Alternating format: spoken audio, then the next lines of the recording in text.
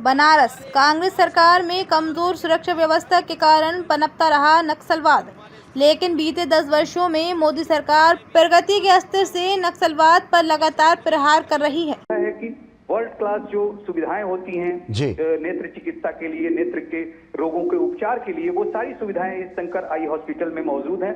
क्योंकि अभी इसके पहले यहाँ के जो एमडी हैं आर वी रमणी साहब, डॉक्टर आर वी रमणी, उनसे जब बात हुई तो उन्होंने डीडी न्यूज से खास बताया कि किस तरह की सुविधाएं वो पूर्वांचल में देना चाहते हैं। और ये 14वां हॉस्पिटल है भारत में। इसके पहले उत्तर प्रदेश में कानपुर में शंकर आई हॉस्पिटल है।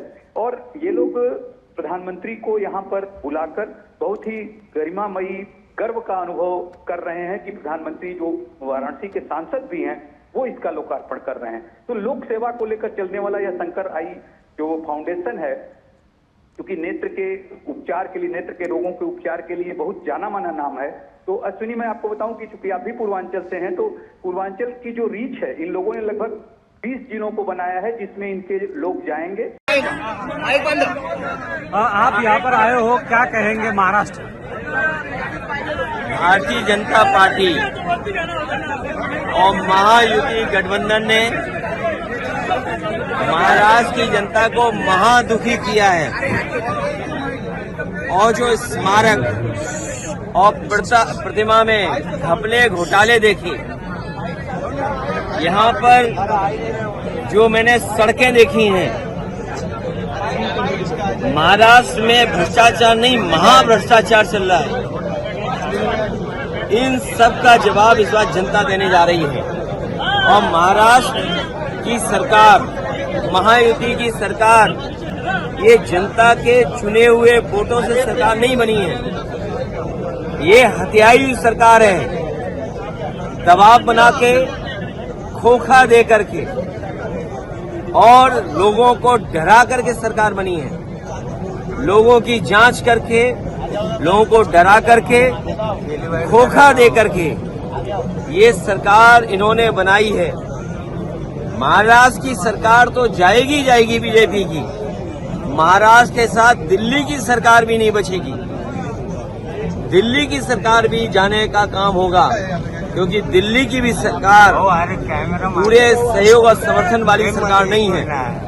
इसलिए महाराष्ट्र का ऐतिहासिक चुनाव होने जा रहा है। समाजवादी पार्टी का संगठन है।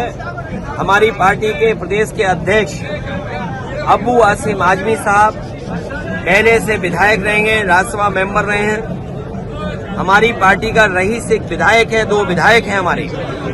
और जहां जहां संगठन है, और आज हम इरशाद जागीरदार के कार्यक्रम में शामिल हुए हैं, ये लगातार जनता की सेवा कर रहे हैं, काम कर रहे हैं। हमें उम्मीद है कि हमारी पार्टी ने जो सीटें मांगी हैं, उन सीटों को शामिल होकर के हम लोग चुनाव लड़ेंगे। एमपीए में समाजवादी पार्टी ने 12 सीटें मांगी हैं, 2 विधायक हमारे हैं। और हम वो लोग हैं जो कभी कभी कम सीटों पे भी संतुष्ट हो जाते हैं। कम से कम सम्मान की तरह जिस तरीके से समाजवादी लोग यहाँ तैयारी कर रहे हैं, इरशाद हैं।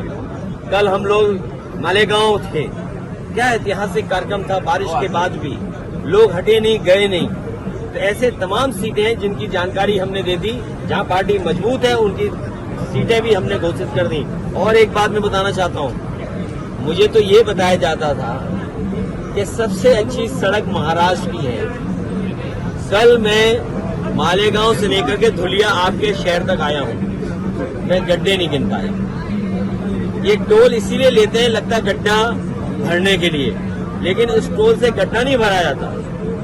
आपकी जेब से पैसा निकाल करके ये अपनी जेब में रख ले रहे हैं, और उसका परिणाम ये है कि सड़कों पे गड्ढे हैं। हमारे यहाँ उत्तर प्रदेश में जो सड़कें बनी हैं, उसमें आप हवाई जहाज उतार सकते हैं। और जिस समय समाजवादी लोगों ने सुकोई, मिराज और हरकुलिस सड़क पे उतारा था, उसी समय देश के प्रधानमंत्री जी, देश के सड़क मंत्री ने ये कहा था कि हम ऐसी 30 हाईवे बनाएंगे जिन पर हवाई जहाज उतर सकता है। बताओ, यहाँ के तो सड़क मंत्री हैं, क्या आपके धुले और मालेगांव के बीच में हवाई जहाज उतर सकता है?